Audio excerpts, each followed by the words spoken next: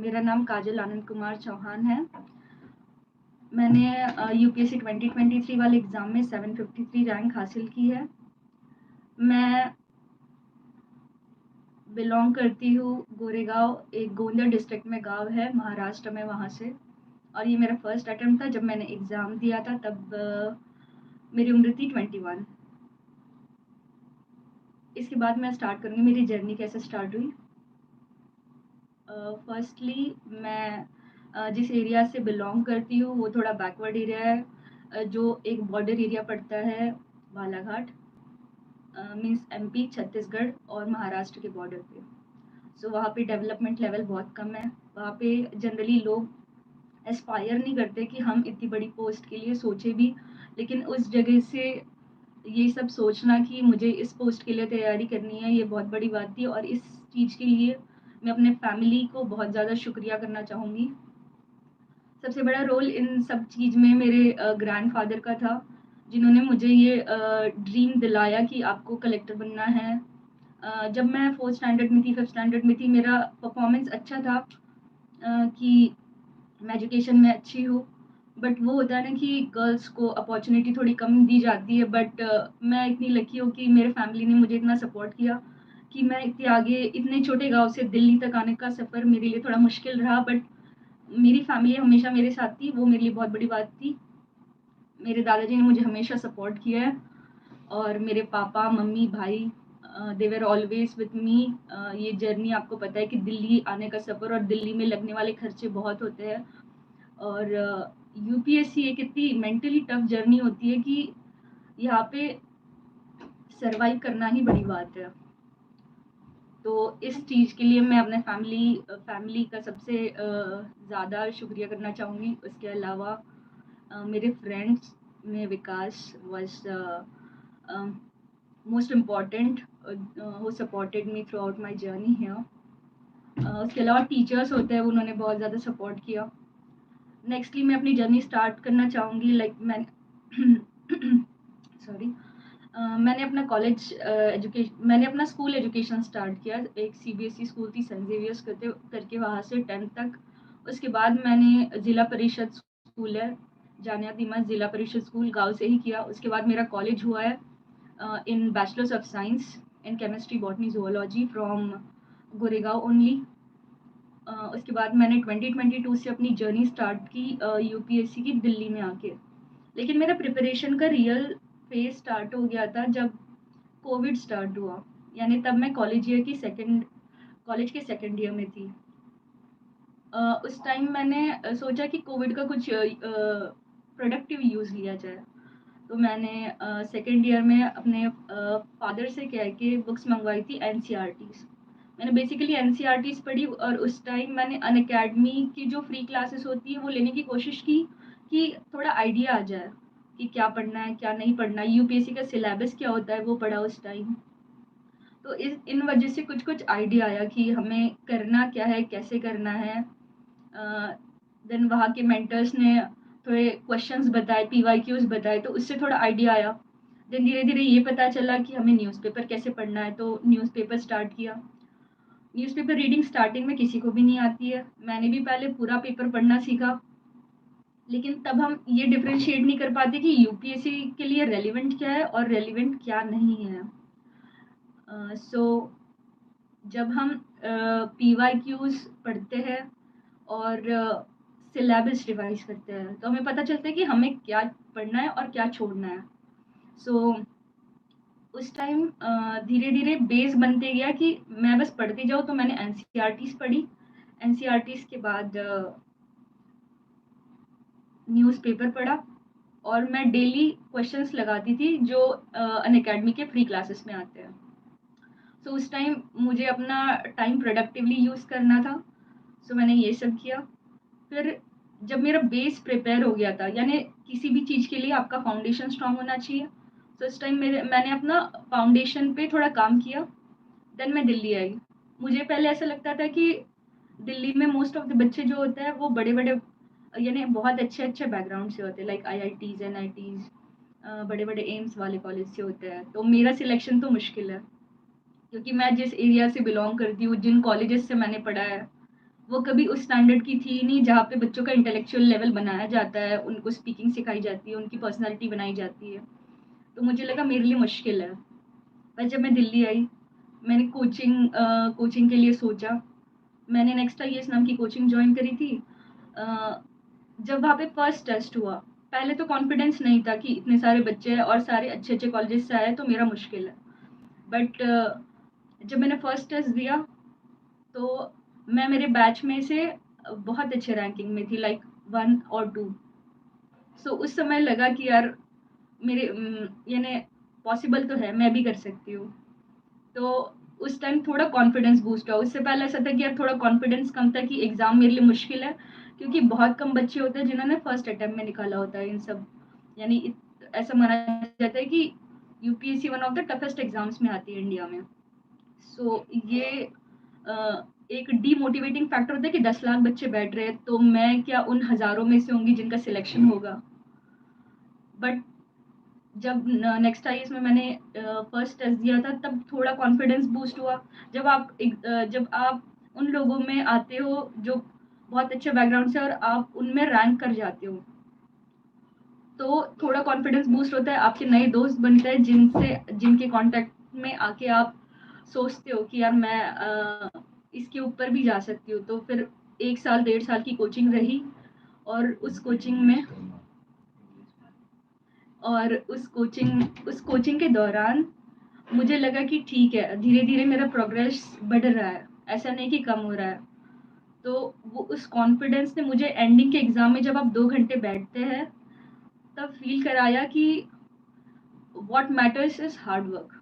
आपने जितने भी साल, अगर मैंने अपने सेकंड ईयर ऑफ कॉलेज से स्टार्ट किया था प्रिपरेशन, वो बाय सेल्फ था। मैंने सेल्फ स्टडी से स्टार्ट किया, कोचिंग ने बस मुझे थोड़ा गाइड किया कि आप थोड़ा कॉन्फिडेंस बूस्ट करिए। तो वो कॉन्फिडेंस बूस्ट है, उसके बाद वो 2 घंटे एग्ज़ाम में आप जितना कामनेस लेवल था और मेंटल स्टेबिलिटी थी कि ठीक है, कितना भी टफ एग्ज़ाम होगा, मेरे में एक कॉन्फिडेंस लेवल है कि मैं कर सकती हूँ। तो that was the plus point for me. और मेजरली मुझे ऐसा लगता है कि 80% of the exam is based on current affairs. So मैंने मेरा बेस बनाया करंट अफेयर्स से। लाइक मेरा स्ट्रॉन्ग पॉइंट था न्यूज़पेपर पढ़ना, न्यूज़पेपर के नोट्स बनाना। मैंने न्यूज़पेपर की यानी कभी आदत नहीं छोड़ी, डेली पढ़ा।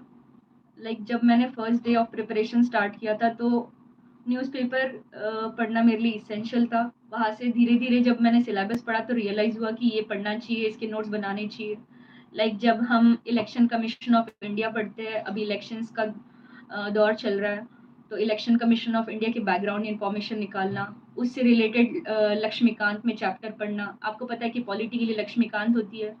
आप अगर एक भी सोर्स फॉलो करते हैं, वो आपके लिए इनफ होता है। सो मैंने पॉलिटी के लिए देन अगर मैं इलेक्शन कमीशन ऑफ इंडिया करना चाह रही हूँ, तो मैंने उसी चैप्टर को लक्ष्मीकांत में पढ़ लिया। उसके बैकग्राउंड इन्फॉर्मेशन सर्च कर ली, गूगल पे आप टाइप कर लीजिए इलेक्शन कमीशन ऑफ इंडिया और यूपीएससी लिख दीजिए, उससे रिलेटेड टॉपिक पढ़ लीजिए। सो ये आपके लिए यानी हेल्पफुल ठहराता है कि आपने एक बार उसका नोट्स बना लिया, अगर वो बार-बार न्यूज़ में है तो आपको वापस नहीं करना पड़ेगा। और यही चीज़ें हर स्टेज में हेल्प करती है। प्रीलिम्स में किसी ने पूछ लिया इलेक्शन कमीशन ऑफ इंडिया के बारे में, उनकी एज लिमिट, तो आप बता सकते हैं।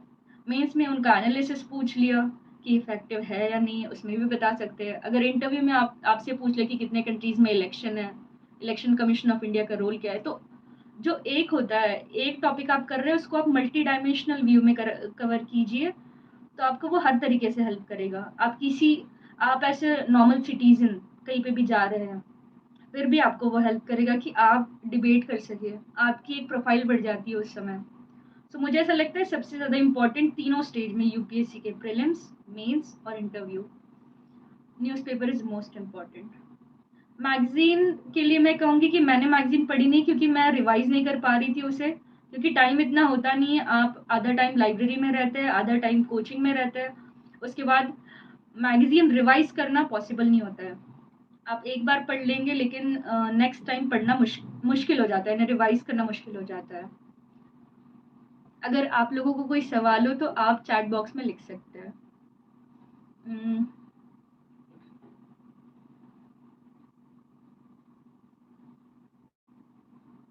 तो न्यूज़पेपर की बात कर रहे थे हम, newspaper is most important.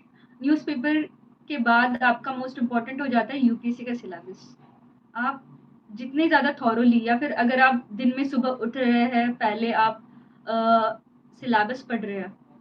Syllabus को रटना नहीं है, जब आप रेगुलरली एक चीज़ को 30 दिन भी पढ़ते हैं, आपके दिमाग में कुछ चीज़ें बैठ जाती है कि यार ये तो मैंने सुना, ये तो मैंने पढ़ा है। मैं आपको अपना एक्सपीरियंस बताऊँगी प्रीलिम्स का। जब प्रीलिम्स का टेस्ट हुआ था, इस बार वाला पेपर थोड़ा डिफरेंट था। थोड़े बेसिक सवाल पूछे थे, करंट अफेयर से सवाल नहीं थे।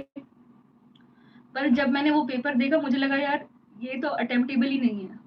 इसमें से तो मुझे डायरेक्ट क्वेश्चन जो मैंने पढ़े हैं, अगर मैंने पीटी 365 पढ़ी है, तो ये तो बस 5 सवाल आ रहे हैं मुझे, इसके ऊपर तो सवाल आ ही नहीं रहे हैं। बट मैंने उसको बस ऊपर से देखा, 2-3 बार देखा, तब मुझे लगा यार बैक ऑफ द माइंड वो रहता है कि अगर मैंने मॉक टेस्ट लगाया है, मैंने ऑलमोस्ट प्रीलिम्स के लिए 50 से 60 पेपर लगाए थे। तो वो एक कॉन्फिडेंस था कि मैं अगर 2 घंटे बैठ रही हूँ मॉक टेस्ट देने, तो मेरा स्कोर जीएस में जा रहा है 190। तो अगर मैं सवाल कर भी रही हूँ मेन पेपर में बैठ के, तो मेरा स्कोर चले ही जाएगा, मैं कट ऑफ क्रॉस कर लूँगी, इतना मुझे कॉन्फिडेंस था उस टाइम। तो मैंने उस टाइम 85 सवाल अटेम्प्ट किए। मुझे डायरेक्टली 5 सवाल आ रहे थे, but back of the mind अपनी मेमोरी इतनी स्ट्रांग होती है कि मैं अगर किसी भी चीज़ पे डिसीजन ले रही हूँ तो सही है। तो मैंने उस टाइम वही किया कि मैंने अपना डिसीजन स्ट्रांग रखा कि जो मैं सवाल अटेम्प्ट कर रही हूँ वो सही है नहीं है। तो वो हुआ कि मैंने 85 सवाल अटेम्प्ट किए और मेरा प्रीलिम्स का कट ऑफ क्लियर हो गया था। मुझे प्रीलिम्स के जीएस में 78 मार्क्स है। तो और उसके बाद था सीसैट का पेपर। सीसैट में मैं जनरली बता दूँ आपको, मेरा सीसैट वीक पॉइंट था, बट बाद में मुझे रियलाइज हुआ कि CSAT is all about time management. So मैंने सीसैट में ये किया कि मैंने इंग्लिश और रीजनिंग को स्ट्रॉन्ग किया था, क्योंकि मेरा मैथ्स बैकग्राउंड नहीं था। सो मैंने इंग्लिश को अटेम्प्ट किया था 1 घंटे में, और उसके बाद जो 1 घंटा बाकी था उसमें मैंने रीजनिंग पे फोकस, लेकिन मैंने पहले ही मैथ्स के सवाल देख लिए थे। मुझे पता था कि मैथ्स के सवाल बन नहीं रहे हैं, तो इनमें टाइम वेस्ट करना इज़ नॉट गुड। सो मैंने इंग्लिश और रीजनिंग पे फोकस किया और मैंने 42 क्वेश्चंस अटेम्प्ट किए, और इससे मेरा कट ऑफ तो ऑलमोस्ट क्लियर हो गया कि 67 मार्क्स है, just I was above the cut off. So I think hard work तो होता है, बट थोड़ा लक फैक्टर भी होता है, क्योंकि अगर एक भी क्वेश्चन इधर उधर हो जाता तो शायद मैं लिस्ट से बाहर होती, है ना। सो मैं यही कहूँगी कि थोड़ी अपनी मेहनत पे भरोसा रखिए, शायद लक आपके साथ आ जाए उस टाइम। मैं सीसैट पे हमेशा एवरेज मुझे मार्क्स होते थे 50-40 ऐसे मार्क्स होते थे, लेकिन वो है ना कि भरोसा किया था कि हो जाएगा करके, तो हो गया। उसके बाद हमने मेंस की तैयारी स्टार्ट करी। जैसा रिजल्ट आया, like my parents way here कि अगर नहीं हुआ तो वापस गाँव चलना है। लेकिन मेरी इच्छा थी कि यार कुछ भी हो जाए, मुझे दिल्ली रहना, दिल्ली ही रह के अपना जो ड्रीम होता है वो सक्सेस करना है। सो मैं 12 जून को दिल्ली आई थी वापस, रिजल्ट आएगा करके। तो रिजल्ट आया, रिजल्ट में मेरा क्लियर हो चुका था। फिर मैंने मेंस के लिए थोड़ी तैयारी करने की कोशिश की, लेकिन जैसे मैंने कहा कि मेरी एज भी कम है, और मुझे उतना एक्सपीरियंस भी नहीं है यूपीएससी में। सो मेंस के लिए मैं बहुत कंफ्यूज थी, लाइक क्या पढ़ना है, कैसे पढ़ना है, आंसर राइटिंग कैसे करनी है।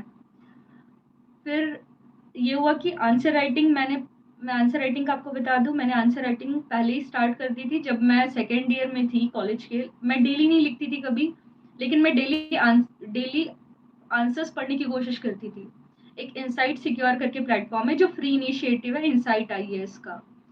वहाँ पे डेली 8 क्वेश्चंस अपलोड होते हैं, आपको क्वेश्चंस करने होते हैं, और वो पीयर रिव्यू होता है, आपको खुद ही आंसर्स लिखने हैं। जब आप दूसरों के आंसर्स पढ़ते हैं ना, आपको पता चल जाता है कि मुझे क्या लिखना है, मेरे में क्या कमी है, मुझे क्या ऐड करना चाहिए, और मेरा आंसर फॉर्मेट कैसा होना चाहिए। सो उस इनिशिएटिव ने मुझे ये हेल्प किया कि मुझे अपना इंट्रोडक्शन कैसे बनाना है, मुझे अपना बॉडी कैसे होना चाहिए, और मेरा कंफ्यूजन कैसे होना चाहिए, और इन सबको मैं अपने फॉर्मेट में कैसे लाऊँ कि वो अट्रैक्टिव लगे। सो धीरे धीरे 3 साल के दौरान ये हैबिट डेवलप हुई कि आंसर राइटिंग कैसे की जाती है। जब आप फर्स्ट टाइम लिखते हैं आपको लगेगा कि आपने बहुत बुरा लिखा है, बट धीरे-धीरे जब आप देखते हैं ना 1 साल के दौरान क्या चेंजेस हो रहे हैं, मैं क्या ऐड कर पा रही हूँ। और ये वैल्यू एडिशन होता है जब आप न्यूज़पेपर पढ़ते हैं, जब आप एनसीईआरटीज़ पढ़ रहे हैं, जब आप स्टैंडर्ड बुक्स पढ़ रहे हैं। तो इस जर्नी के दौरान उस इनसाइट सिक्योर प्लेटफॉर्म ने मुझे बहुत हेल्प की कि मैं क्वेश्चंस कर पाऊँ, मैं जो टॉपर्स हैं उनके क्वेश्चंस एनालाइज कर पाऊँ। तो इससे एनालिसिस भी बढ़ा मेरा कि मुझे और क्या ऐड करना चाहिए, मेरे में और क्या फैक्ट्स ऐड ऑन होने चाहिए। तो मैंने वो किया। और मेंस के दौरान ये था कि मैं आपको बता रही थी कि मेरी आंसर राइटिंग का फॉर्मेट अच्छा था, बट उसे 3 घंटे में कैसे कवर करना है, ये बहुत डिफिकल्ट टास्क था, क्योंकि जब आप कोचिंग में टेस्ट लिखते हैं आपके एक आंसर कंप्लीट नहीं होता है 7 मिनट में। तो मैंने जब अपने कोचिंग में एक एथिक्स का टेस्ट दिया था, मेरा फर्स्ट टेस्ट में स्कोर था जस्ट 48 250 में से। वो मेरे लिए बहुत डिसअपॉइंटिंग था। बट जब मैंने प्रीवियस ईयर क्वेश्चंस की बुक पढ़ी कि आंसर्स कैसे लिखने हैं, तो एक अ, वो होता है ना कि कॉन्फिडेंस आ जाता है कि ऐसा ऐसा होना चाहिए, मुझे ये डेफिनेशंस पता होनी चाहिए, एथिक्स के लिए क्या इंपॉर्टेंट है, कैसे करें। तो मैंने बस पीवाईक्यूज पढ़े और डेफिनेशंस पढ़ने का काम किया और सिलेबस मेरे हाथ में रखा।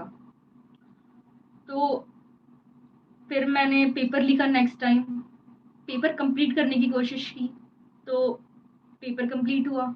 लेकिन वो है ना कि आपकी स्पीड कितनी है वो मैटर करता है। फर्स्ट टाइम मुझे लगा कि मुझे अच्छे अच्छे आंसर्स लिखने हैं। नेक्स्ट टाइम मैंने सोचा कि ठीक है आंसर्स तो अच्छे होने चाहिए, अगर लेकिन आप अगर कंप्लीट ही नहीं कर पा रहे हो पेपर तो उसका कोई इम्पोर्टेंस नहीं है। यानी आप फिर उन लोगों से पीछे हो जाओगे जिन लोगों ने पेपर कंप्लीट किया और अच्छे अच्छे भी आंसर्स लिखे हैं। लेकिन मैटर वो करता है कि अगर 20 सवाल है तो आप अच्छे से 6-7 ही सवाल कर सकते हैं, लेकिन आपका पेपर कंप्लीट होना चाहिए। तो मैंने फिर फ़ोकस किया कि अपनी स्पीड बढ़ाई जाए। मेरी स्पीड उन 3 महीनों में बढ़ी, क्योंकि जब आप उस कॉम्पिटिशन फ़ेज़ में चले जाते हैं, तब आपको स्पीड बढ़ानी होती है मेंटली भी कि मुझे पेपर कंप्लीट करना है, मुझे उन लोगों के बीच आना है, जो इस जगह 20,000 लोग आए हैं कंप्लीट करने, मुझे 3,000 में आना है जो इंटरव्यू दे रहे हैं। तो उस समय वो माइंडसेट होता है कि यार एक सपना सोचा और वो सपना पूरा करना है। तो उस टाइम बस वही सोचा। अ, और मेंस के लिए जब प्रीलिम्स हो गया था ना, तब मेंस का ये हुआ कि मैंने अप्रोच किया बहुत लोगों की कोचिंग में, टीचर्स को अप्रोच किया कि मुझे क्या पढ़ना चाहिए। 4 लोगों ने 4 डिफरेंट स्ट्रैटेजीज़ बता दी। तो मेरे लिए डिफ़िकल्ट टास्क था। मुझे लगा 3 महीने में सिलेबस कवर करना मेरे लिए बहुत मुश्किल है। तो एक भैया थे जिन्होंने, एक मयंक गुप्ता करके भैया है, उन्होंने इंटरव्यूज़ दिए, 3-4 बार इंटरव्यूज़ दिए, उन्होंने बहुत सारे अटेम्प्ट्स दिए, वो ऑलरेडी टैक्स इंस्पेक्टर है। उन्होंने फिर मुझे गाइड किया कि मेंस की प्रिपरेशन कैसे करो। उन्होंने ही बताया कि आप पहले 1 महीने में एथिक्स करिए, उसके बाद ऐसे एथिक्स, ऐसे और ऑप्शनल कवर कीजिए। तो फिर मैंने अपने 1 महीने में मैंने कोई मॉक टेस्ट नहीं दी, मैंने बस 1 महीना इन 3 चीज़ों पे फ़ोकस किया। नेक्स्ट 2 मंथ्स मैंने अच्छे से टेस्ट सीरीज़ दी, और टेस्ट सीरीज़ में मेरा परफ़ॉर्मेंस ऐसा भी नहीं कि बहुत अच्छा था, लेकिन नॉर्मल में था कि मेरा रैंक टॉप 30s में आ जाता था। सो ये सब मेरे लिए बहुत हेल्पफुल था। अ, फिर मैं आपको बता दूँ ऑप्शनल के लिए कैसी मैंने तैयारी की। बहुत बच्चों का सवाल होता है कि ऑप्शनल चूज़ कैसे किया जाए। मैंने ऑप्शनल चूज़ करने के लिए थोड़ा टाइम लिया। मैं आपको बताया कि मेरा कॉलेज के सब्जेक्ट्स थे बॉटनी, केमिस्ट्री, ज़ूलॉजी। तो जनरली ये सोचा जाता है कि आप इन 3 सब्जेक्ट में से एक लेंगे। तो मैंने पहले बॉटनी ट्राई किया कि शायद ये मेरे से कवर हो जाए, तो मैंने उसका सिलेबस देखा। मैंने उसको ट्राई किया कि एक बार बुक्स लेके बैठूँ और करूँ। लेकिन वो हो रहा था कि मैं 1 महीने में बस 1 टॉपिक कर पाई थी। तो आपको ये भी करना है कि आपका स्मार्ट वर्क होना चाहिए स्टडीज़ में। तो मैंने फिर मुझे लगा कि ये अगर मैं करते रही बॉटनी कंटिन्यू, सो मेरा क्लियर होना मुश्किल है, क्योंकि ये बहुत ज़्यादा टाइम ले लेगा और इसका सिलेबस भी बहुत बड़ा है और मेरा मास्टर्स भी नहीं हुआ है। मेरा बस बैचलर्स हुआ था और बैचलर्स में मुझे ये कवर करना मुश्किल हो जाएगा। सो मैंने बहुत सारे यूट्यूब चैनल्स देखे, सोशल मीडिया का यूज़ लिया, तो मुझे पता चला कि सोशियोलॉजी और एंथ्रोपोलॉजी ये थोड़े सब्जेक्ट है जिनका सिलेबस कम है और स्कोरिंग है। बट जब मैंने बॉटनी पढ़ा था तो मेरा एंथ्रोपोलॉजी से इंटरेस्ट उठ चुका था कि नहीं, अब मुझे बॉटनी वापस नहीं खोलनी है या फिर मुझे बायोलॉजी से रिलेटेड नहीं करना है, इसलिए मैंने एंथ्रोपोलॉजी को एलिमिनेट किया और फिर मैंने सोशियोलॉजी को चूज़ किया। जब सोशियोलॉजी को चूज़ किया मैंने, तब मैंने देखा कि यूट्यूब पे वीडियोस थे, स्लीपिंग क्लासेस के वीडियोस थे। वो मैंने जब मैं कॉलेज लेवल पे थी तब मैंने देखने की कोशिश की, मैंने पूरा सिलेबस कवर किया उसका और मैंने उसके नोट्स बनाए। साथ ही साथ मैंने 11th-12th की सोशियोलॉजी की बुक पढ़ी और एक सोर्स है नितिन सांगवान, बस उसी को पढ़ा। ये मेरे 3 मेन सोर्स थे।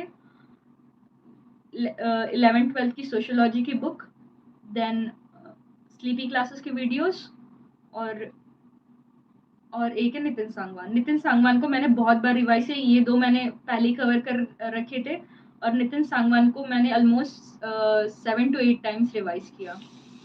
और जब ये सब हो गया उसके बाद मैंने प्री के पहले ही एक टेस्ट सीरीज ज्वाइन कर ली सोशियोलॉजी के लिए कि मुझे पता चले कि मैं सोशियोलॉजी के आंसर्स लिख पा रही हूँ, नहीं लिख पा रही हूँ। सो उस समय तो मेरे ऑलमोस्ट 100 मार्क्स के क्वेश्चंस हमेशा छूटते थे। बट जब प्री हो गया तो एक वो कॉन्फिडेंस आ जाता है कि यार अभी पेपर लिखना है, तो अगर अभी पेपर फिनिश नहीं किया तो फ्यूचर में यानी नेक्स्ट जो मेन अटेम्प्ट होगा उसमें कैसे कर पाओगी। तो उस टाइम थोड़ा ज़्यादा मेहनत की, तो जो मेन पेपर हुआ उसमें सारे क्वेश्चंस अटेम्प्ट हो गए थे फिर मेरे। तो मैं ऑप्शनल के लिए बस यही कहूँगी कि आप जो एक चीज़ है उस पे ज़्यादा फोकस करें। लाइक मैंने नितिन सांगवान पे बहुत ज़्यादा फोकस किया। लोग कहते थे कि आप ये पढ़ो, हेरलेम्बस पढ़ो, वो पढ़ो, लेकिन मुझे लगा क्योंकि मैंने सेल्फ से किया, मेरी कोचिंग नहीं थी। लेकिन बहुत लोग बोलते थे कि आपने गलती करी कि आपने कोचिंग ज्वाइन नहीं की, ऑप्शनल के लिए ऑप्शनल 500 मार्क्स का होता है। बट उस टाइम भी मैंने खुद को काम रखा कि ठीक है, कोई नहीं, इस जितनी मैं मेहनत कर रही हूँ उससे तो हो ही जाएगा। सो मैंने बस यही किया कि उसको रिवाइज़ किया, बहुत बार रिवाइज़ किया। तो मैं आपको भी जो फ्यूचर में अटेम्प्ट करने वाले उनको यही सजेस्ट करूँगी, जितने कम बुक्स आप रखेंगे उतना ज़्यादा रिवाइज़ कर पाएँगे और उतना ज़्यादा आप उन चीज़ों को पेपर में उतार पाएँगे। सो मेरी ऑप्शनल की स्ट्रैटेजी ये थी। बाकी जीएस के लिए GS 1, GS 2, GS 3, GS 4 ethics के लिए मैंने आपको बता दिया। जीएस 1, जीएस 2, जीएस 3 के लिए आपको मेंस के लिए तो यही करना है कि पहले पीवाईक्यू की बुक पढ़ी जाए। पीवाईक्यू जो आंसर्स के साथ हो। आंसर्स में आपको ये पता चलता है कि मुझे फॉर्मेट कैसे बनाना है और लिखना कैसे है। इन सब में लिखने के लिए आपको जो मटेरियल चाहिए वो आपने प्रीलिम्स में पढ़ चुके हो आप। लाइक प्रीलिम्स में आपने पढ़ा होगा लक्ष्मीकांत पॉलिटी के लिए, स्पेक्ट्रम मॉडर्न हिस्ट्री के लिए, एंशिएंट हिस्ट्री और मेडिवल हिस्ट्री के लिए तमिलनाडु की 11th स्टैंडर्ड की टेक्स्ट बुक, ज्योग्राफी के लिए 9 टू 12 की एनसीईआरटीज, इकोनॉमिक्स के लिए मैंने श्री राम आईएएस को फॉलो किया क्योंकि जब मैं कॉलेज टाइम में थी मुझे उसकी लैंग्वेज बहुत ज़्यादा आसान लगी जिससे मैं इजीली समझ पाऊँ। तो मैंने इकोनॉमिक्स के लिए ये किया था। सो ये सारे मैंने बुक्स है वो पढ़ रखी थी, तो उसे मेंस के लिए वापस पढ़ने की ज़रूरत नहीं पड़ी क्योंकि वो नॉलेज आप ऑलरेडी गैदर कर चुके हो। अभी बस उसे आपको एक पेपर पे उतारना है, जो आपको क्वेश्चंस पूछे उनमें कैसे अप्लाई करना है वो सीखना था। सो मैंने मेंस के लिए जीएस में यही किया कि जो कुछ भी पढ़ा है उसको बस अप्लाई कैसे करना है ये सीखा। सो मैंने प्रीवियस ईयर क्वेश्चंस की बुक दी थी नेक्स्ट आईएएस ने, मैंने वो रेफर की, मैंने उसको थॉरोली पढ़ा। वहाँ पे प्रीवियस ईयर क्वेश्चंस थे, उससे आंसर किया गया था। मैंने उनको देख के उन्हें बिना देखे लिखने की कोशिश की, फिर मैंने अपने आंसर्स मैच करने की कोशिश की कि क्या कमी रह गई है। तो मेंस के लिए था कि smart work was most important, कि आप वापस दोबारा वो बुक्स नहीं पढ़ रहे हैं, वापस लक्ष्मीकांत नहीं खोल रहे हैं, बस आप देख रहे हैं कि मैं उन चीज़ों को एनालाइज कर पा रही हूँ क्या अभी, जो मैंने प्री के लिए पढ़ा था। प्री के लिए बस 1 महीना हुआ है, अगर मैं वापस वो चीज़ों को नहीं कर पा रही हूँ तो मुझे थोड़ा और पढ़ना चाहिए। लेकिन सबका मेमोरी पावर डिफरेंट होता है, तो मैं यही कहूँगी कि अगर आप भूल चुके हो तो वापस उन चीज़ों को पढ़िए, रिवाइज करिए और फिर आंसर राइटिंग स्टार्ट करिए। अगर आप बिना सोचे समझे आंसर राइटिंग स्टार्ट कर देंगे तो आप में एक वो आ जाएगा कि कॉन्फिडेंस कम हो जाएगा। कि मैं आंसर नहीं लिख पा रही, मैं अच्छा आंसर नहीं लिख रही हूँ, तो बेटर है कि आप रिविज़न करके करिए। तो मेरी जीएस के लिए यही स्ट्रैटेजी थी। उसके बाद मैं इंटरव्यू का फ़ेज़ डिस्कस करना चाहूँगी। मेंस का रिज़ल्ट आया, उसके बाद ही मैंने इंटरव्यू का प्रिपरेशन स्टार्ट किया। मुझे पता था कि सबसे वीक पॉइंट मेरे लिए इंटरव्यू का, क्योंकि मैंने अभी तक के जो मीडियम लिया था वो इंग्लिश था। बट मैं 10th में सीबीएसई बोर्ड 10th तक सीबीएसई बोर्ड में थी। उसके बाद मेरा जो मीडियम था वो थोड़ा चेंज हो गया था। मैं महाराष्ट्र बोर्ड में आ गई, तो Marathi and Hindi was prominent there. So English speaking मेरे लिए कम हो गई और मेरे लिए बोलना मुश्किल हो गया कि मैं इंटरव्यू में जवाब कैसे दूँगी। क्योंकि वो होता है कि आपका साल का ब्रेक हो गया, उसके बाद रिस्पॉन्स देना मुश्किल हो जाता है, वो भी जब जब आपके सामने 5 सीनियर लोग बैठे हो और वो आपको ऐसे सवाल पूछ रहे हैं जो बहुत अनप्रेडिक्टेबल है। तो ये हुआ कि मैंने प्रिपरेशन स्टार्ट की और मेजर फ़ोकस था मुझे इंग्लिश में बोलना है और इतना कम्युनिकेबल होना चाहिए और इतना कॉन्फिडेंस होना चाहिए कि मेरे आंसर उनको ऐसे लगे कि मैं डर के नहीं दे रही हूँ। मैं ऐसे दे रही हूँ कि मुझे आता है सब कुछ, और नहीं भी आता होगा तो नो इतने कॉन्फिडेंस से बोलना है कि उनको लगे कि ठीक है, शी इज़ डिसाइसिव। तो मैंने प्रिपरेशन स्टार्ट की और मैंने दिन में 2 न्यूज़पेपर्स पढ़ना स्टार्ट किए, अपनी कम्युनिकेशन स्किल इम्प्रूव करने की कोशिश की। सो मॉक इंटरव्यूज़ दिए बहुत सारे, और इन बिटवीन मैं मॉक इंटरव्यू में पूछती भी थी कि मेरी इंग्लिश ठीक है या नहीं है, मैं डर तो नहीं रही हूँ। बट वो होता है कि जब आप फर्स्ट अटेम्प्टर हो, तो आपका नॉलेज बेस भी बहुत कम होता है और उनका पूछने का लेवल थोड़ा ज़्यादा होता है, तो आप डर जाते हो एक मोमेंट पे। सो जब मैं मॉक्स में गई तब उन्होंने रियलाइज़ करवाया कि आपको थोड़ा नॉलेज की कमी है। मैं उनसे पूछती थी कि मेरी इंग्लिश ठीक है या नहीं है, तो वो कहते थे कि इंग्लिश ऐसी होनी चाहिए कि वो कम्युनिकेबल हो, जस्ट वो आपके लिए मीडियम है, वो आपके लिए वो नहीं है कि अ, यानी इंग्लिश बस आगे वाले को समझनी चाहिए इतनी बोलना है, क्योंकि आपको उन लोगों के बीच रहना है जो कॉमन लोग हैं, उनसे इंटरेक्शन करना है। सो वहाँ से तो थोड़ा इंग्लिश के लिए कॉन्फिडेंस आया मॉक से कि ठीक है, जैसी भी इंग्लिश बोल रही हूँ ठीक बोल रही हूँ। फिर मैंने थोड़ा अपना नॉलेज बेस इम्प्रूव करने की कोशिश की, और जब इंटरव्यू करीब आया मैंने ऑलमोस्ट 4 से 5 इंटरव्यूज़ मॉक इंटरव्यूज़ दिए। उसके बाद जब इंटरव्यू का डे आया, उस दिन ऐसा था कि सबकी सिचुएशन थोड़ी स्ट्रेस थी। जब हम इंटरव्यू हॉल में गए तब मेरे बोर्ड का नाम था शीलवर्धन सर का बोर्ड था वो, और थोड़ी सीरियसनेस थी बोर्ड में जब मैं स्टार्टिंग में एंटर हुई तब। लेकिन उन्होंने मैंने जो एक्सपेक्ट किया था वैसे सवाल मुझे पूछे नहीं गए।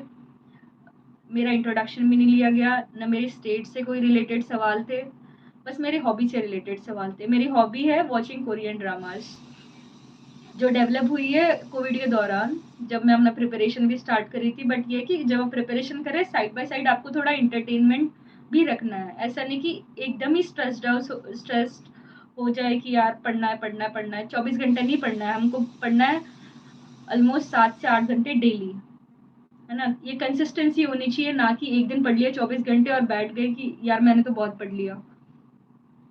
तो मैंने उस टाइम यही किया कि अ, अपना प्रिपरेशन भी स्टार्ट रखा और अपनी हॉबी भी डेवलप की उस टाइम, और मुझे ये अच्छी लगती है देखना। तो इंटरव्यू में मेरे मोस्टली सवाल कोरियन ड्रामास पे थे। उन्होंने मेनली ड्रामास पे तो नहीं पूछा, लेकिन कोरिया से रिलेटेड पूछ लिया। उन्होंने मेरे लिए बहुत अनएक्सपेक्टेड था कि उन्होंने क्वेश्चन किया what is the geographical name of Korean peninsula, और फिर ये तो मैं जवाब दे नहीं पाई थी।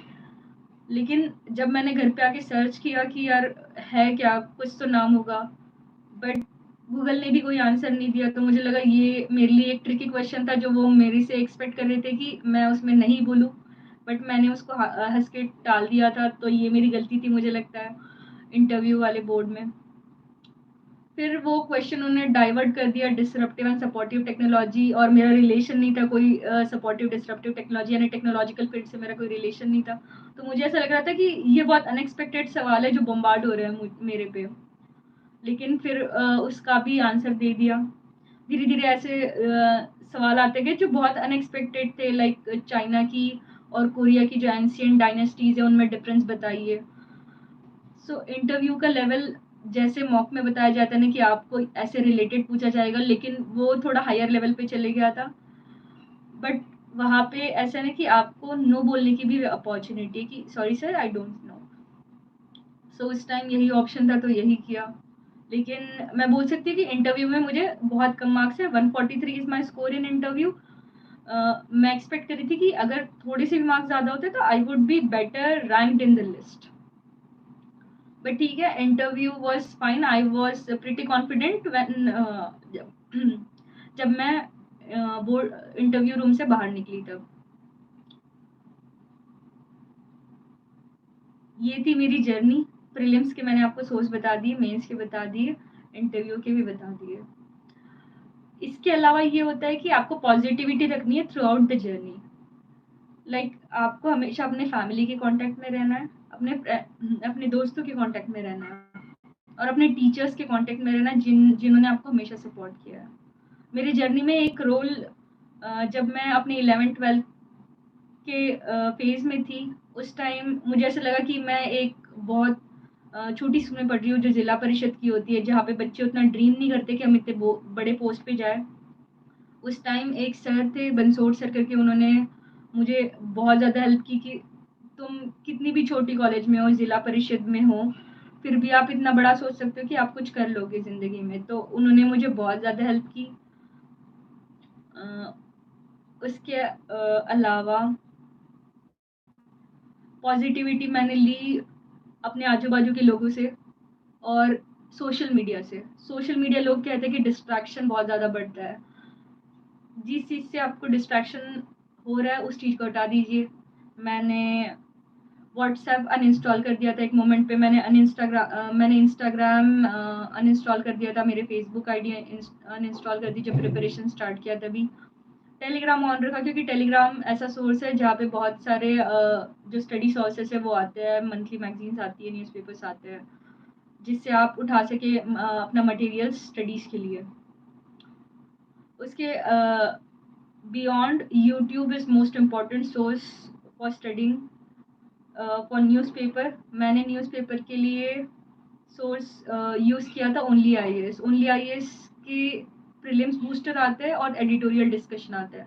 जब मैंने प्रिपरेशन स्टार्ट की थी उसी टाइम से मैंने ये दोनों चीज़ें कंटिन्यू रखी कि ये कुछ चीज़ें ऐड ऑन कर लेंगे, वैल्यू एडिशन का काम करेंगे मेरे प्रिपरेशन में। और जब जब आप वो एडिटोरियल डिस्कशन सुनते हैं और जब आप प्रीलिम बूस्टर देखते हैं तब आपको पता चलता है कि पेपर में ये सब भी पढ़ना होता है। साइंस जो साइंस एडिटोरियल्स है वो जनरली हम छोड़ देते हैं कि यार ये तो फ्यूचर का कुछ बता रहे, इतना इफेक्टिव भी नहीं होगा यूपीएससी के लिए, क्योंकि यूपीएससी तो आर्ट ओरिएंटेड है। बट उस टाइम जब मैं वो एडिटोरियल डिस्कशन और वो सुनती थी तब मुझे लगता था कि यार ये तो मैंने छोड़ दिया, ये मुझे ऐड ऑन करना चाहिए। सो मुझे उन सब से पता चला कि पढ़ना कैसे है। सो आपको यूट्यूब का इस्तेमाल कैसे करना है ये आपको पता होना चाहिए। यूट्यूब में बहुत से चैनल है, बहुत ज़्यादा हेल्पफुल होते हैं। मैंने आपको स्लीपी क्लासेस का नाम बताया, ओनली आईएएस का नाम बताया, ये दोनों मेरे लिए बहुत ज़्यादा इफेक्टिव रहे हैं जर्नी में। तो सोशल मीडिया के लिए मैं यही कहना चाहूँगी।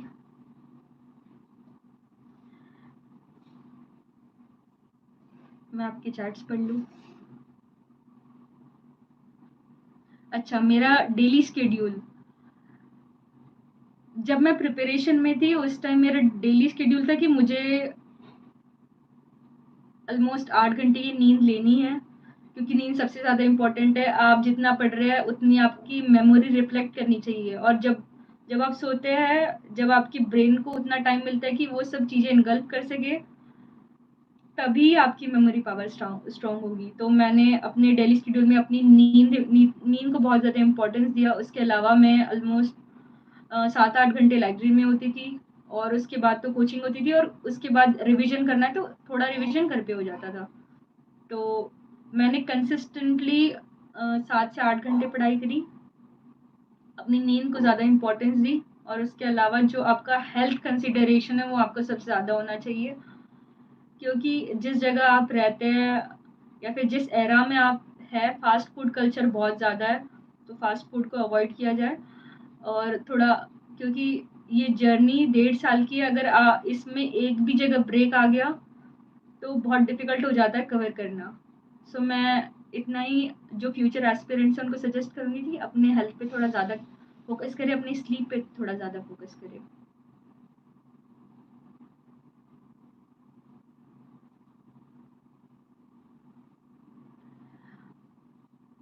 मेरा टेलीग्राम चैनल तो है बट मैंने उसको अभी तक ये पब्लिक किया नहीं है, क्योंकि जो सोर्सेस है मेरे वो बहुत कॉमन है, जो बाकी टॉपर्स भी बताते हैं, लाइक प्रीलिम्स के लिए जो मैंने बताया। मैं यही कहूँगी कि जो सोर्सेस होते हैं बहुत लिमिटेड रखो आप लोग, क्योंकि जितना लिमिटेड रखोगे उतना ज़्यादा रिवाइज कर पाओगे। तो रिवीजन इज मोस्ट इम्पॉर्टेंट, ना कि आप कौन सी बुक आप एक ही लाइक हिस्ट्री के 3-4 बुक्स पढ़ लीजिए, तो ये पॉसिबल नहीं है। आप एक बुक पढ़िए, आप स्पेक्ट्रम पढ़िए, स्पेक्ट्रम को आप 7 बार रिवाइज कर लीजिए, आपको आपके पास टाइम है तो। अगर टाइम नहीं है तो एक ही बुक को अच्छे से पढ़िए, थोड़ा ज़्यादा टाइम लीजिए। ऐसा नहीं कि सबका रीडिंग पावर भी सेम होता है, किसी को 2 दिन लग जाते हैं एक चैप्टर कंप्लीट करने, किसी का आधे घंटे में भी हो जाता है। सब किसी और से कंपैरिजन मत करिए, खुद पे कॉन्फिडेंस रखिए कि ठीक है, मुझे टाइम लग रहा है बट मैं उसको अच्छे से कर पा रहा हूँ, कर पा रही हूँ, तो मैं उतना टाइम दूंगी। किसी और के चक्कर में नहीं कि वो फास्ट पढ़ रहा है, लेकिन वो नहीं कि उसके दिमाग में जा रहा है, आपके दिमाग में थोड़ी जा रहा है आधे घंटे में। सो आप अपना टाइम लीजिए और रिवाइज करिए बस। सोर्सेस लिमिटेड रखिए। आपको लग रहा है कि एक सोर्स इनफ है तो ठीक है, नहीं तो दिल्ली में इतने सारे कोचिंग्स है, सबके मटेरियल्स डिफरेंट होते हैं और वो हमें फोमो हो जाता है, फियर ऑफ मिसिंग आउट हो जाता है कि यार मैंने तो ये पढ़ा ही नहीं, मेरे दोस्त तो ये कह रहे थे। कुछ ना कुछ चीज़ें छूटेगी ही प्रिपरेशन में, लेकिन ठीक है, नहीं पढ़ा है, शायद वो सवाल ना आए पेपर में, अगर आ भी जाए तो क्या क्या दिक्कत है, कोई और सवाल किसी और को नहीं आएगा। सो जितना लिमिटेड रख सकते हैं रखिए। मेरे मेरे साइड से तो यही सजेशन होगा।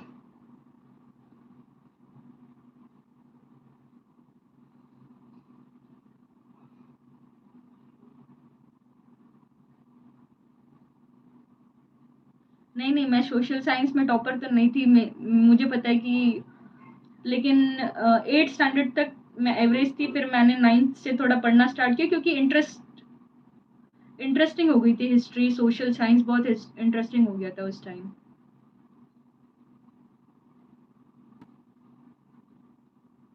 स्टडी में कंसिस्टेंसी बनाए रखने के लिए आपको अपना डेली शेड्यूल फॉलो करना होगा। लाइक अगर आप एक भी दिन नहीं पढ़ते तो आपके दिमाग में आएगा यार मैं कर क्या रहा हूँ, वो एंग्जाइटी और डिप्रेशन आ जाता है फिर। इसलिए आप जो डेली कर रहे हैं वो करें, लेकिन वो है कि अपने प्रिपरेशन के दौरान खुद को टायर्ड ना रखें। थोड़ा बूस्ट अप रखें कि ठीक है, एक दिन मिस भी हो गया तो कोई दिक्कत नहीं। आपने अगर 7 दिन में 5 दिन भी अच्छे से पढ़े, 2 दिन चिल कर रहे हैं, उसमें भी कोई दिक्कत नहीं है। अगर आप दिन में पढ़ रहे हैं और शाम में अगर 1-2 घंटे दोस्तों के साथ बिता रहे हैं, वो भी अच्छी बात है। क्योंकि आप जिस टाइम अपने माइंड को फ्रेशन अप करते हैं, उस टाइम आपका जो पढ़ने का एंथुसियाज़्म है वो बढ़ जाता है। सो मैं ये नहीं कह रही हूँ कि आप दिन भर एंजॉय कीजिए, बट वो होता है कि स्पेसिफिकली 1-2 घंटे खुद के लिए निकालना पढ़ाई के अलावा इज़ इम्पोर्टेंट। सो मैं चाहूँगी कि आप अपने प्रिपरेशन के दौरान थोड़ा उस टाइम को भी इम्पोर्टेंस दें जो खुद के लिए देना है। मैंने कौन सी मिस्टेक्स करी थी?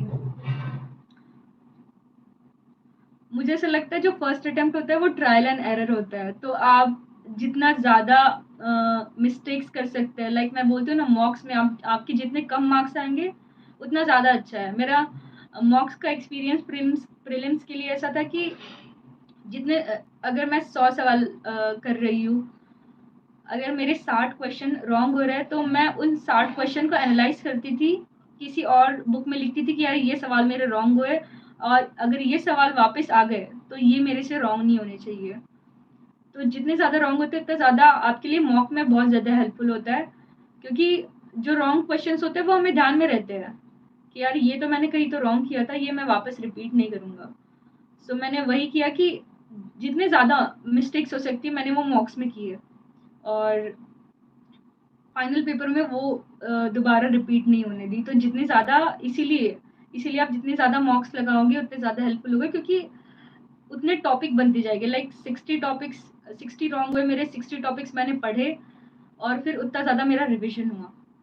सो आप मिस्टेक से मत डरिए, जितने ज़्यादा मिस्टेक कर सकते हैं उतने ज़्यादा करिए, बट एंडिंग में नहीं करनी। एंडिंग में आपकी एक्यूरेसी बढ़ जानी चाहिए। मिस्टेक्स को धीरे धीरे कम करना है। ऐसा नहीं कि स्टार्टिंग में ही आपको अच्छे मार्क्स आ गए फिर आपको लगा यार अच्छा तो आ गया, एक ही मॉक में अच्छा आया तो वापस नहीं दूंगा। ऐसा नहीं करना है। ठीक है, स्टार्टिंग में मिस्टेक्स होगी, बहुत कम मार्क्स आते हैं, बट धीरे धीरे वो मार्क्स बढ़ते जाते हैं। तो आपको उस समय खुद पे कॉन्फिडेंस रखना है कि ठीक है, इस बार कम आ रहे हैं, नेक्स्ट टाइम मैं ये गलती वापस दोहराऊंगा नहीं या फिर दोहराऊंगी नहीं। तो उस मिस्टेक से सीखिए, उस उन चीज़ों का एनालाइज करना सीखिए। मेन इज आप अपने चीज़ों का एनालाइज करना सीखिए, या फिर आप जब होता है ना कि अब अपनी जो डेली शेड्यूल होता है उसमें हम रात में खुद को सेल्फ एग्जामाइन करते हैं कि यार मैंने दिन में क्या किया, मैंने कुछ गलत तो नहीं किया, मुझे क्या क्या पढ़ना चाहिए कल सुबह। तो ये आपके रात में सोने से पहले का थोड़ा दिमाग में होना चाहिए इन सब चीज़ें कि मुझे कल क्या करना है। बस एक दिन का शेड्यूल बनाइए रात में कि, या फिर अपने माइंड में इमेजिन कर लीजिए कि यार मैं उठूंगी, उठने के बाद मेरा ये सब्जेक्ट होगा, ये सब्जेक्ट होगा, मुझे यहाँ जाना है, वो करना है। अगर आपके दिमाग में ये सब रहता है ना, तो आपका जो सबकॉन्शियस माइंड होता है वो आपसे ऑलरेडी इतना ज़्यादा इन्फ्लुएंस्ड होता है कि ये सब हरकतें हो जाती है। सो मुझे ऐसा लगता है कि ये आपको थोड़ा विजुअलाइजेशन करने की ज़रूरत है, तो आप अपने स्केड्यूल में अच्छे से बैठ पाएंगे।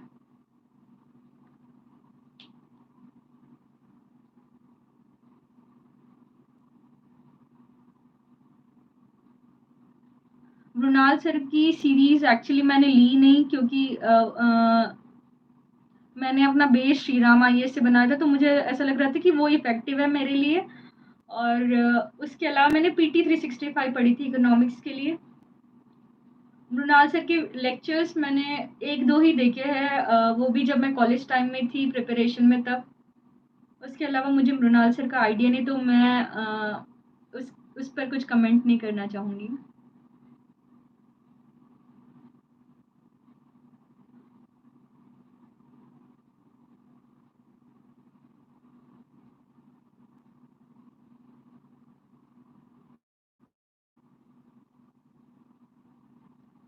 टॉपिक वाइज नोट्स बनाने के लिए GS2 GS3, तो मैं उस चीज़ के लिए कहूँगी कि आप पहले सिलेबस रखिए अपने आगे, और जो चीज़ें लक्ष्मीकांत में है उसे छोड़ दीजिए, लेकिन जो फैक्ट्स है, जो आप डिफरेंट वेबसाइट्स होते हैं गवर्नमेंट के, उसके थ्रू कलेक्ट कीजिए, और मोस्टली न्यूज़पेपर में आ जाते हैं सब चीज़ें। और बाकी आपको ऐड ऑन करना है, तो जो केस स्टडीज़ होती है, केस जजमेंट्स होते हैं, उन्हें लिखना स्टार्ट कर दीजिए एक सेपरेट नोटबुक बना के कि ये फैक्ट्स मेरे लिए पॉलिटी में इंपॉर्टेंट है, ये इस चैप्टर से बिलोंग करता है। लाइक इलेक्शन से रिलेटेड कुछ डेटा आया हुआ, इतने कंट्रीज में इलेक्शन हुआ है, इतने वोटिंग परसेंटेज है इंडिया में, फर्स्ट टाइम जब इलेक्शन हुआ तो कितने परसेंटेज हुए थे, आज कितना रिफॉर्म हुआ है। सो धीरे धीरे करके जब आप एक टॉपिक को पढ़ना स्टार्ट करते हैं तो जो रिलेटेड टॉपिक्स है वो कवर हो जाते हैं। तो नोट्स वैसे ही बनाए जाते हैं। आपको ऐसा नहीं कि मेरे कॉपीज बहुत सारी हो रही है, जमा हो रही है, तो मैं नहीं करूँगा।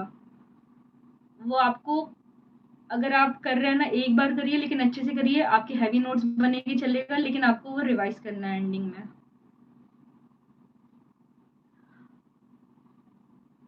मैं इस चीज़ का जवाब देना चाहूँगी, how to read NCERT. NCERTs देखो 6 से 12 तक पढ़ी जाती है, लेकिन अगर आपका सीबीएसई बैकग्राउंड नहीं है, मेरा 10th तक सीबीएसई बैकग्राउंड था, तो मैंने अवॉइड की कि मैं 6 to 8 तक पढ़ूँ करके, मैंने वो नहीं पढ़ी। मैंने 9 से स्टार्ट की, 9th 10th 11th 12th, जितनी भी आपकी स्पीड हो उस हिसाब से आप धीरे धीरे पढ़िए।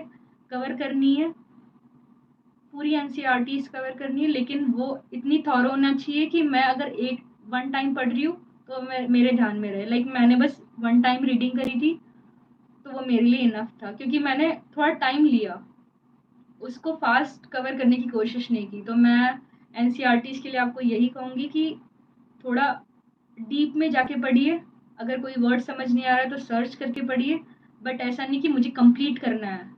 इस इस माइंडसेट से पढ़ेंगे कि मुझे बस कंप्लीट करना है तो फिर मुश्किल है। थोड़ा आपको टाइम देके चलना पड़ेगा यहाँ पे। वर्क प्लस स्टडी, जो वर्किंग होते हैं वो भी तो क्लियर करते हैं। आपको तो ये पॉजिटिव माइंडसेट लेके चलना है कि अगर मैं 10 घंटे ऑफिस में हूँ, क्या मैं डेली 2 से 3 घंटे अपने प्रिपरेशन के लिए दे सकता हूँ? अगर मैं 1 घंटा अपना न्यूज़पेपर पढ़ रहा हूँ, 1 घंटा ऑप्शनल पढ़ रहा हूँ, 1 घंटा जीएस पढ़ रहा हूँ, तो ये मेरे लिए इफेक्टिव है। अगर फिर आपको मिल जाता है संडे और सैटरडे, संडे सैटरडे को छुट्टी होती है या फिर बस संडे को छुट्टी होती है, तो उस दिन मैं जितना ज़्यादा इफेक्टिवली उस दिन को यूज़ कर सकता हूँ उस दिन मैं करूँगा। प्रीलिम्स के लिए ऐसा होता है कि आपको स्मार्ट वर्क करना होता है। मैं आपको उस दिन के लिए ये फिक्स करना है कि मैं एक पेपर लगाऊँ, उस पेपर को एनालाइज करूँ, मेरे मार्क्स आ रहे हैं नहीं आ रहे, जितना मैंने पढ़ा वो मैं इफेक्टिवली यूज़ कर पा रहा हूँ नहीं कर पा रहा हूँ। तो ये सब आपका एनालाइज करना है उन सब जगह पे। स्मार्ट वर्क शायद, जितना मेरा तो उतना एक्सपीरियंस नहीं है, लेकिन जितना मैंने सुना है इसी को कहते हैं कि आप जितने कम टाइम में कितना अच्छा कर सकते हैं, वो आपके लिए उतना ज़्यादा बेनिफिशियल होगा। तो आपको यही करना है। वर्किंग लोगों के लिए यही सजेशन है मेरा।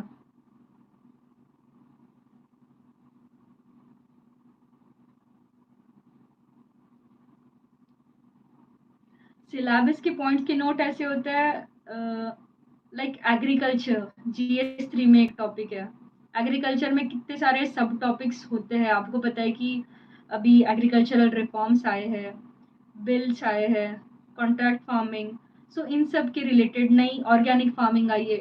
जो जो भी नया डेवलपमेंट है आप एक पेज पे लिख लीजिए, आप गूगल पे सर्च की कर लीजिए उसके पीछे यूपीएससी, तो पूरे नोट्स मिल जाते हैं आपको। आपको लग रहा है कि ये कुछ कुछ इफेक्टिव है, कुछ कुछ छोड़ना चाहिए, क्या क्या लिखना चाहिए, आप वो अपने पास नोट कर लीजिए और उसको रिवाइज करते रहिए। तो ये इस तरीके से आपके नोट्स बन जाते हैं।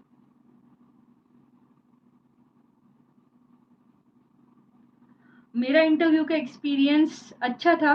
मैंने अपना कॉन्फिडेंस बरकरार रखा था उस टाइम भी, बट वो हुआ कि थोड़े सवाल अनएक्सपेक्टेड थे। लेकिन इंटरव्यू भी तो उसी ही कहा जाता है कि थोड़ा अनएक्सपेक्टेड सवाल पे आप कैसे रिएक्ट करते हैं। अगर शायद उस जगह मैं थोड़ा टेंस हो जाती और क्रॉस क्वेश्चन आ जाते फिर आगे से, और थोड़ा टेंस इन्वायरमेंट हो जाता है। इसीलिए अपने फेस पे थोड़ी स्माइल करके थोड़ी पॉजिटिविटी रखिए। ठीक है, कोई नहीं, एक सवाल नहीं आया, दो सवाल नहीं आया, अगर 10 सवाल पूछे जा रहे हैं, 8 सवाल नहीं है, दो का तो मैं सही सही देकर आई हूँ। तो इंटरव्यू ठीक है, अपने हाथ में नहीं है। ये होता है कि इस जर्नी में ये एक ही स्टेज होता है जहाँ पे आपका फेस बोर्ड के सामने आ रहा है। उसके अलावा जो प्री और मेंस होता है वो ऑल बिहाइंड द कर्टन्स होता है। तो ठीक है, मुझे पता था कि इंटरव्यू का ये मेरे लाइफ का फर्स्ट इंटरव्यू था, तो मेरे लिए थोड़ा डिफिकल्ट था कि मैंने अपने कॉलेज लेवल पे अभी तक इंटरव्यू नहीं दिया, स्कूल लेवल पे नहीं दिया। तो यहाँ पे बोलना भी मेरे लिए बहुत बड़ी बात थी कि मैं इंटरव्यू के यूपीएससी के बोर्ड में बैठी हूँ। तो मैं खुद को वहाँ पे बहुत लकी समझ रही थी कि मुझे ये मौका मिला है कि मैं इंटरव्यू दूँ एक बार लाइफ में। तो आपको इसको एक अपॉर्चुनिटी समझनी है कि ठीक है, कोई नहीं, डिफिकल्ट सवाल आए, मैं इसका आंसर जितनी मेरी माइंड सेट है उतना मैं दे दूँगी।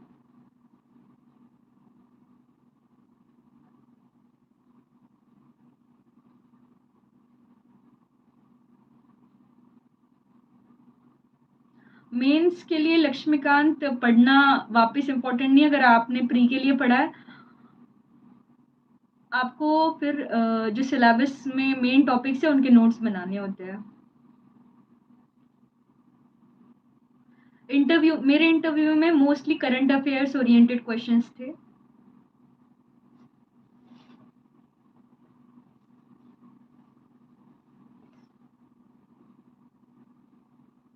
और प्री के लिए ऐसा है कि आप जितने टेस्ट लगा सके उतने लगाइए, ज़्यादा से ज़्यादा लगाइए, बट वो है कि टेस्ट दे के छोड़ना नहीं है, एनालाइज़ करना है। टेस्ट देने में 2 घंटे लगते हैं और उसको एनालाइज़ करने में पूरा दिन निकल जाता है, लेकिन वो इफ़ेक्टिव होता है।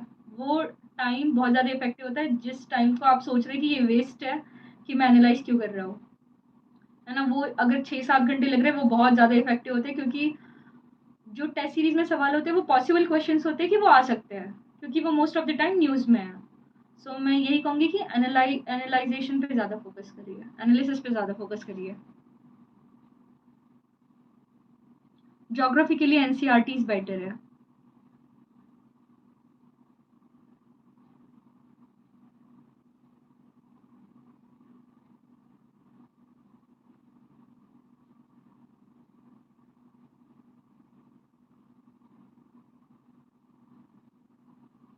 मैं फ्यूचर एस्पिरेंट से बस यही कहना चाहूँगी कि आप जितनी भी मेहनत कर रहे हैं, करते रहिए, कंसिस्टेंसी रखिए, थोड़ा पेशेंस रखिए कि ठीक है, फर्स्ट अटेम्प्ट में होना है तो हो जाएगा, मैं अपनी मेहनत जारी रखूँगी या रखूँगा। नेक्स्ट अटेम्प्ट में होना होगा तो तब हो जाएगा, बट मेरी पेशेंस, हार्ड वर्क और परसिवरेंस हमेशा रहेगा। और एक पॉजिटिव माइंडसेट हमेशा बना के रखिए कि ठीक है, इस बार जो भी होगा, मेरी फैमिली मेरे साथ है, मेरे फ्रेंड्स मेरे साथ है, तो जो लाइफ में होगा वो अच्छा ही होगा। कोई नहीं, डिफ़िकल्ट सिचुएशंस आते हैं, डिफ़िकल्ट सिचुएशन को फेस करना है। ये जर्नी 1.5 साल की होती है, जिनमें हमें प्रेशर झेलना सिखाया जाता है, क्योंकि फ्यूचर में ऐसा होने वाला है कि आप जिस पोस्ट में रहेंगे, वहाँ पे पॉलिटिकल प्रेशर बहुत ज़्यादा होगा, आपको फैमिली को हैंडल करना सीखना है, आपको 24/7 लोगों के लिए अवेलेबल रहना है। सो ये एग्ज़ाम्स ही इतनी लेवल की बना दी गई है, प्री मेंस इंटरव्यू इतना स्ट्रेस्ड और इतना ज़्यादा सिलेबस वाला है कि आपको वो सब सीखना होता है इस जर्नी के दौरान ही, कि आप फ्यूचर में वो थोड़ा कवर अप कर पाए। तो ऐसा मत सोचना कि इतना ज़्यादा टेंशन क्यों है, इतना ज़्यादा टायर्डनेस क्यों है। तो ये सब सोचना अवॉइड करना है, क्योंकि ये तो बाद में भी रहेगी। अगर मैं इस फेज़ को एन्जॉय नहीं कर पा रही हूँ, तो मैं बाद में अपनी लाइफ़ को कैसे एन्जॉय करूँगी? क्योंकि स्ट्रेस लेवल तो बढ़ने ही वाला है, इससे कम नहीं होने वाला है। सो इस जर्नी को थोड़ा पॉज़िटिव तरीके से लें कि ठीक है, जैसा भी होगा मैं एन्जॉय करके अपनी जर्नी को कवर करूँगी और रैंक भी हासिल करूँगी।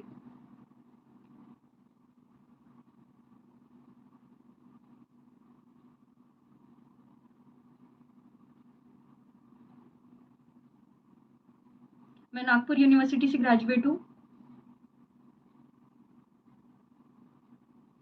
प्लान भी तब रखिए आप जब आपके 2 अटेम्प्ट हो रहे हैं। लाइक मैंने अपने फर्स्ट अटेम्प्ट में कभी सोचा नहीं था कि मेरा प्लान भी होना चाहिए। मेरे पेरेंट्स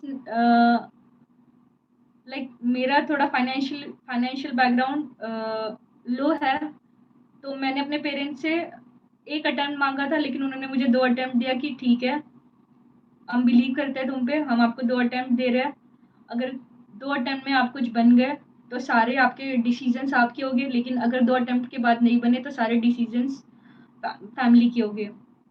तो जब मैं प्रीलिम्स दे रही थी, तो ये मेरे लिए बहुत बड़ा मोटिवेशन था कि यार अगर क्लियर नहीं हो पाई, तो मेरे डिसीज़न्स लाइफ के मैं नहीं ले पाऊँगी। और ये एक पुश फैक्टर होता है कि ये आपको आगे बढ़ा रहा है। अगर ये सब चीज़ें लाइक मेरी फैमिली नहीं बोलती कि आपके पास इतने अटेम्प्ट है, तो शायद मैं उतना खुद को प्रेशराइज़ नहीं करती कि मुझे ये पहले अटेम्प्ट में करना है करके। तो मैं इन ये प्रेशर हमेशा ठीक नहीं होता है, बट थोड़ा प्रेशर भी ठीक होता है। लाइक पेरेंट्स ने थोड़ा प्रेशराइज़ किया, इसलिए मैं अभी जहाँ पे हूँ, जिस मोमेंट पे हूँ, मैं उनको सबसे ज़्यादा धन्यवाद कहना चाहूँगी इस चीज़ के लिए। और एक चीज़ कि जिस भी जगह प्रिपरेशन कर रहे हैं, आपका मेंटल अलर्टनेस सबसे ज़्यादा हेल्पफुल होता है। और इस जर्नी के दौरान अपने दोस्तों का हमेशा साथ रखिए। लाइक मेरे साथ जो मेरा दोस्त था, उसने हमेशा मुझे इतना सपोर्ट किया कि कोई भी डिफ़िकल्टी नहीं आने दी। लाइक मेरे स्टडी रिलेटेड, मेरे लाइफ़ लाइफ़ से रिलेटेड। सो मैं उसके लिए भी अपने एक दोस्त विकास को बहुत ज़्यादा धन्यवाद देना चाहूँगी।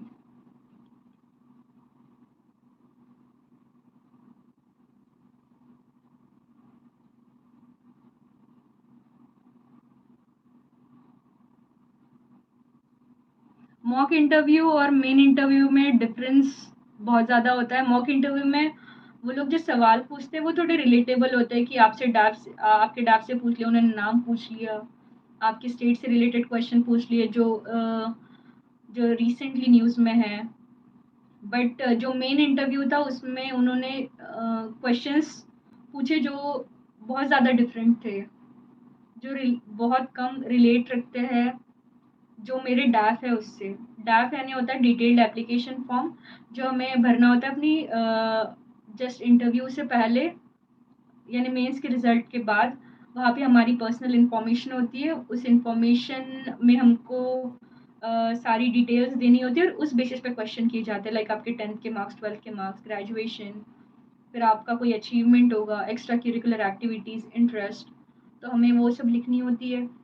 लेकिन सबका इंटरव्यू का एक्सपीरियंस डिफरेंट होता है। मेरे इंटरव्यू में उन्होंने जो सवाल पूछे वो मेरे लिए थोड़े अनयूजुअल थे।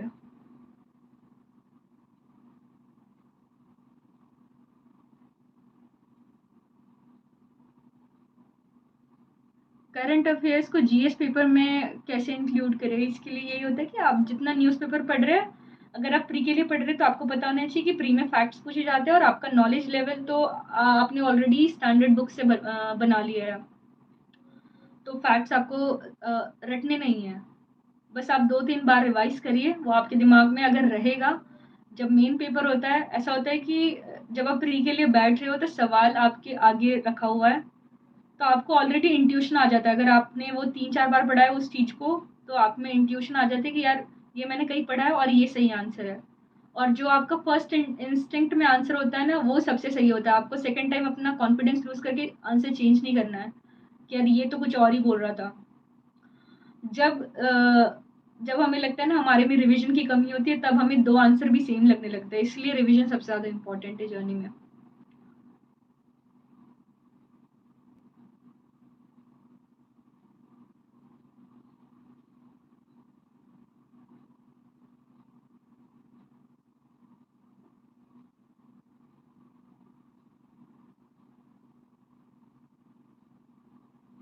मैं एंडिंग में यही कहना चाहूँगी कि थोड़ा अपने में कॉन्फिडेंस बनाए रखिए, पेशेंस रखिए, परसिवरेंस रखिए।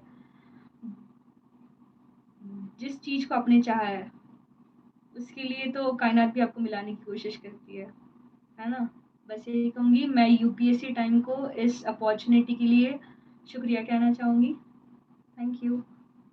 और आपकी कोई सवाल होगे तो आप पूछ सकते हैं।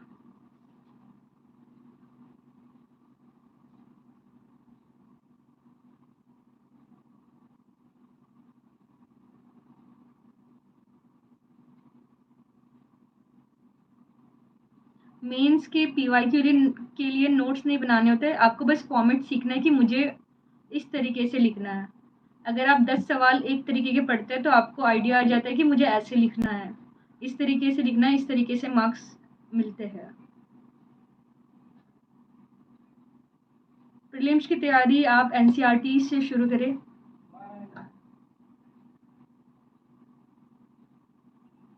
एनसीईआरटी के बाद स्टैंडर्ड बुक्स करिए और पीवाईक्यूज सिलेबस साथ में रखना है। ये सब साइड बाय साइड होता है।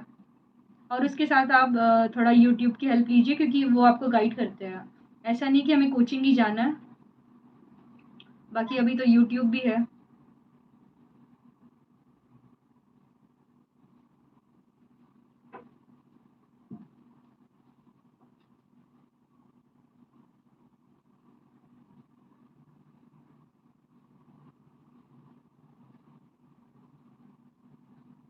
टाइम टेबल डेली नहीं बनाना होता है, आप 7 दिन का बना दीजिए कि मुझे बस ये टॉपिक कवर करने हैं इन दिनों में, 7 दिनों में। मैंने अपना डेली शेड्यूल तो नहीं बनाया, लेकिन वो एक लिमिट बनाई कि एटलीस्ट मेरे इतने चैप्टर्स हो जाने चाहिए 7 दिन में।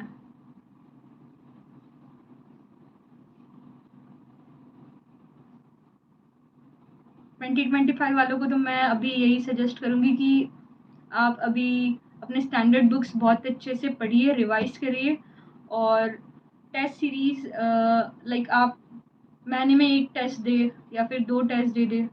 और जनवरी से आप रेगुलर टेस्ट देना स्टार्ट करिए कि मैं 7 दिन में 1 टेस्ट दे दूँ। और एंडिंग में जब जब एंडिंग में 2 महीने बाकी हो तो आपको फिर तो रेगुलर टेस्ट देने हैं और एंडिंग के 15 दिन पहले टेस्ट बंद कर देने हैं। सॉरी।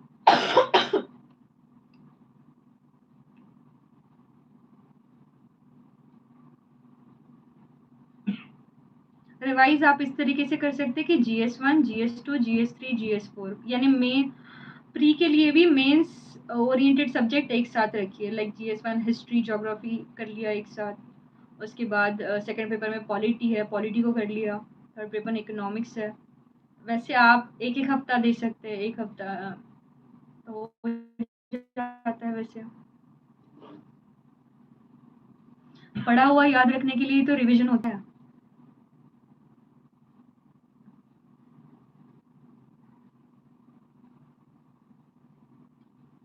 अभी सफिशिएंट टाइम है, आप 2025 के लिए अभी से प्रिपेयर करेंगे तो हो जाएगा। बस वही कि अपने सोर्सेस थोड़े लिमिटेड रखिएगा और वही कि ज़्यादा ज़्यादा कॉन्टैक्ट मीन्स ज़्यादा कोचिंग के मटेरियल ना उठा के जो बेसिक बुक्स है उन पे ज़्यादा फोकस करना।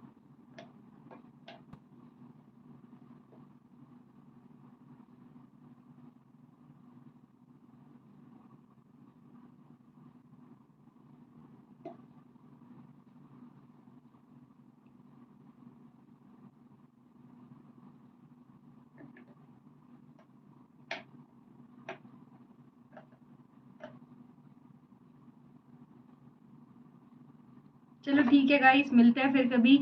ओके।